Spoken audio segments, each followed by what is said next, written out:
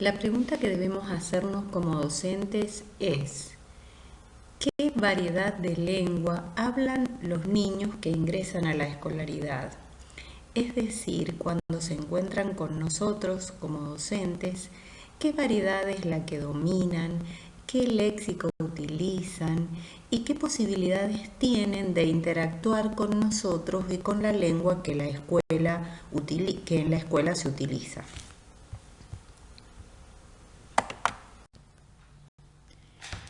Ya hemos visto en la clase número 1 que les hemos guardado en un video que las macrohabilidades de dominio de la lengua son hablar, escuchar, escribir y leer. Esas macrohabilidades se desarrollan desde que el niño está en el vientre materno. Escucha voces, escucha hasta mensajes dirigidos a él cuando está en gestación y desde que nace escucha y le dirigen mensajes verbales constantemente. De manera tal que esas macrohabilidades comienzan a desarrollarse en un proceso importante en la familia, en las personas que rodean al niño desde el momento de nacer. Sus cuidadores y luego sus maestros perfeccionarán esas macrohabilidades, de manera tal que la escuela tiene un papel preponderante cuando el niño accede a la escolaridad obligatoria en desplegar y desarrollar esas macrohabilidades. Naturalmente que comienza con el desarrollo de la lengua oral, porque el acceso a la lengua escrita, la adquisición de la lengua escrita, está asignada también por una importante capacidad de dominio de la lengua oral.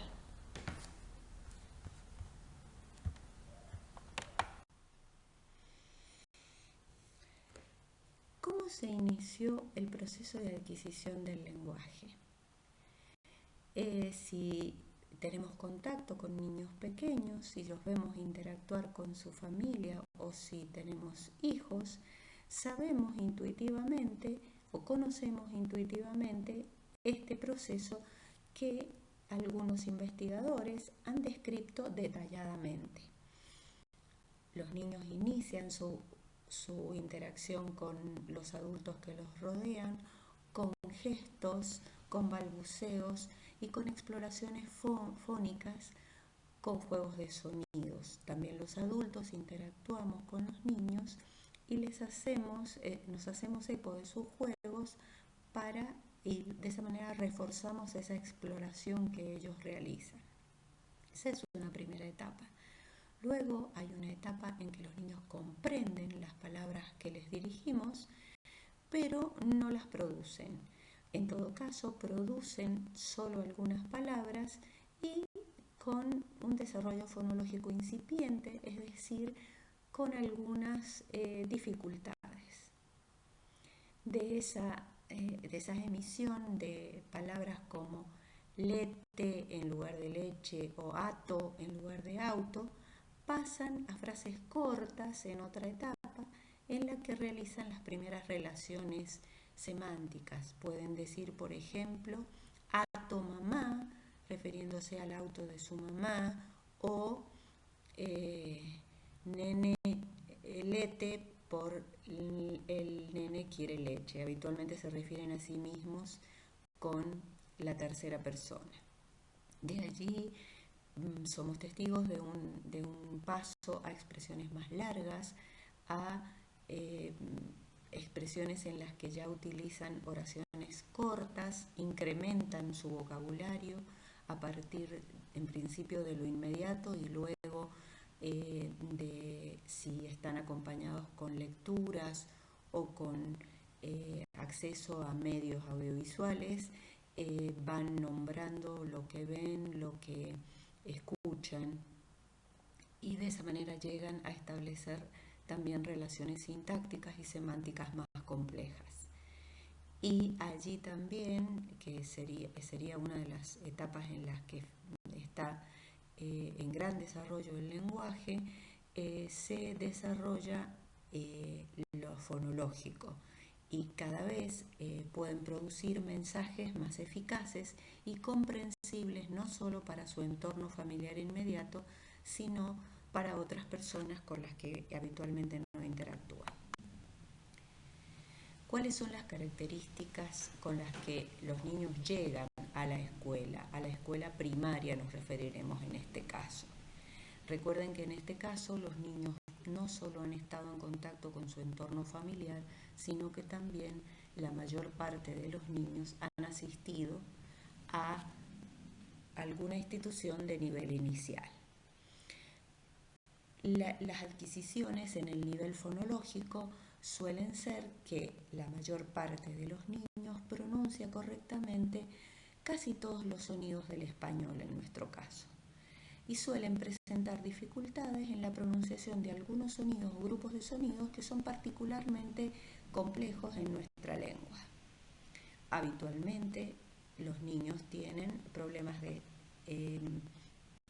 ceseo. En este caso el ceseo, más que un problema, es una característica de nuestra lengua regional, es decir, se pronuncia igual una palabra como cielo, zapato o necesidad. Se pronuncian la C y la Z y la S del mismo modo. Sin embargo, hay niños que pueden pronunciarlas con cefeo, es decir, pueden pronunciar cielo, zapato, necesidad. Con respecto a la che de la palabra chancho o chico, pueden decir llanto, tico o alguna palabra semejante. El yo generalmente está muy logrado, pero en palabras como yema pueden pronunciar de acuerdo con su variedad regional, yema, yema u otras semejantes. Si hay interacción de niños de distinto origen, que no utilicen diferentes variedades de la lengua, en ese caso tendríamos diferentes pronunciaciones y ellos escuchan diferentes pronunciaciones.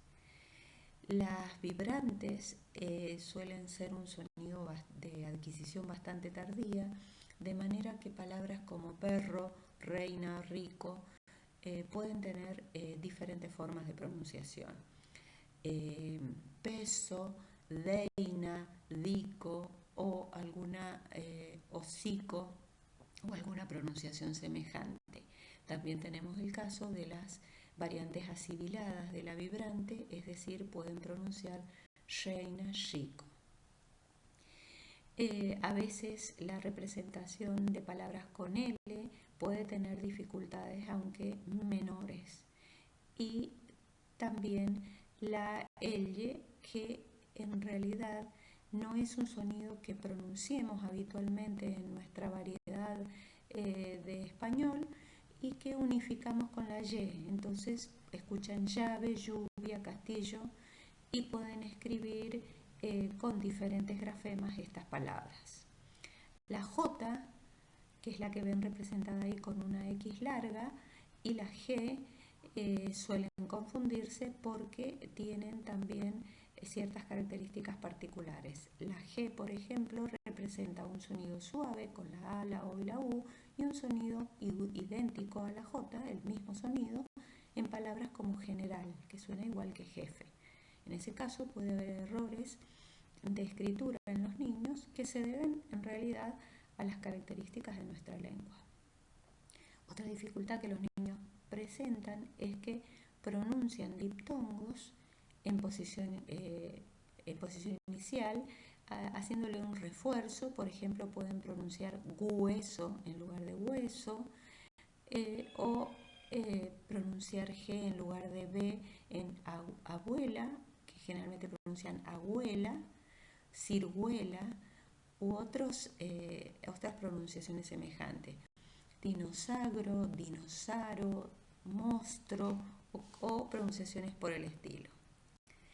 Y también pueden presentar dificultades en la pronunciación de grupos consonánticos como PR, PL, BR. Estos grupos generalmente producen dificultades en los niños y esas dificultades que se dan en lo fonológico es posible que se trasladen luego a la escritura. En cuanto al nivel morfológico y sintáctico, en general los niños han logrado distinciones de género, número, pueden percibir las variaciones de palabras como sustantivos y adjetivos y producirlas, y generalmente también han adquirido básicamente el paradigma de las variaciones morfológicas de los verbos.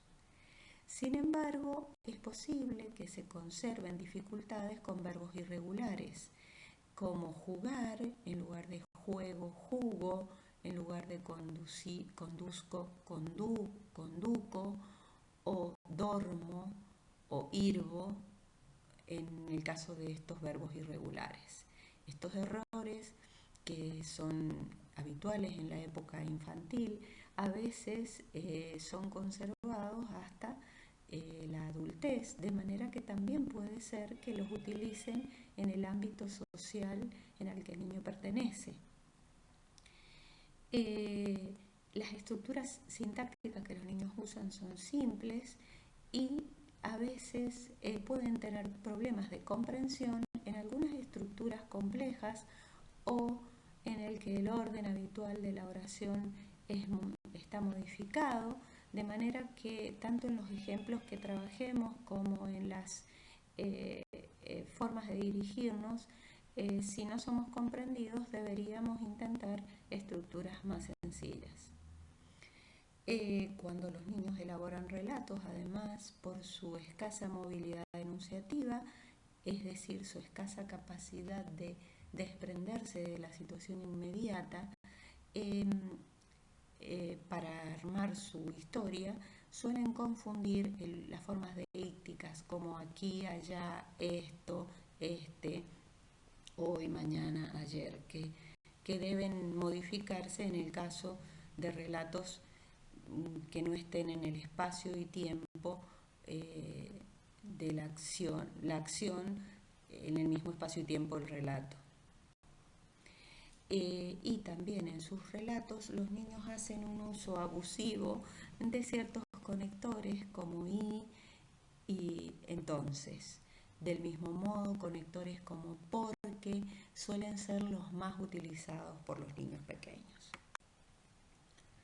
A nivel léxico, consideremos que el vocabulario que los niños usan depende de las interacciones que tienen habitualmente con su entorno familiar y social. Es decir, nosotros tenemos un grupo de personas que es heterogéneo, que proviene de distintos ámbitos sociales y culturales, de manera que van a ser diferentes la adquisición de su vocabulario, la cantidad de palabras que utilizan y la clase de palabras que utilizan. Sin embargo, en general los niños pueden producir definiciones sencillas porque conceptualizan a partir de lo que observan y realizan asociaciones semánticas acerca de las propiedades de los objetos y de sus relaciones, de manera que es posible organizar con ellos esferas semánticas, campos semánticos y realizar análisis de rasgos de las palabras que caracterizamos o definimos. Sin embargo, tenemos que tener en cuenta también que pueden tener dificultades para conceptuar lo abstracto. ¿Qué significa todo esto en cuanto a lo que los docentes debemos tener en cuenta? Como ya dije, tenemos que tener en cuenta las variedades de la lengua que se usan en las familias y los grupos sociales a los que pertenecen los niños. Y nuestra interacción verbal en el aula debe estar basada en el respeto de las expresiones del otro.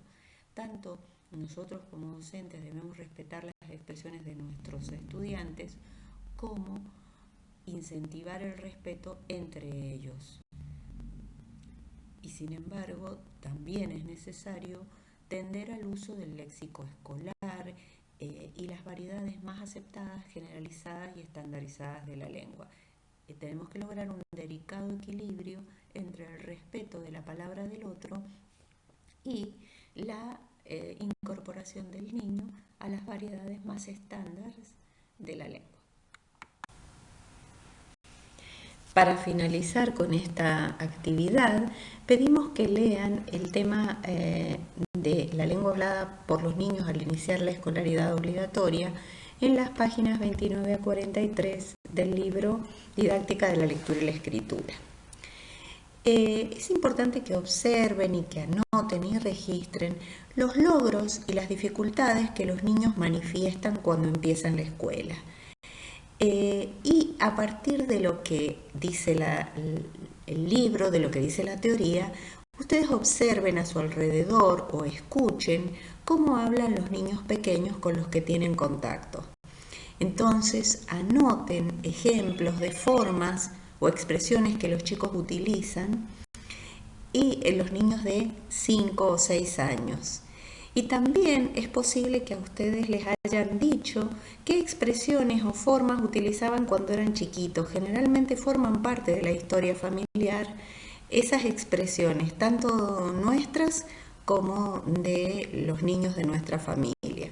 Entonces, anoten algún ejemplo de las formas o expresiones utilizadas en esa etapa de desarrollo del lenguaje.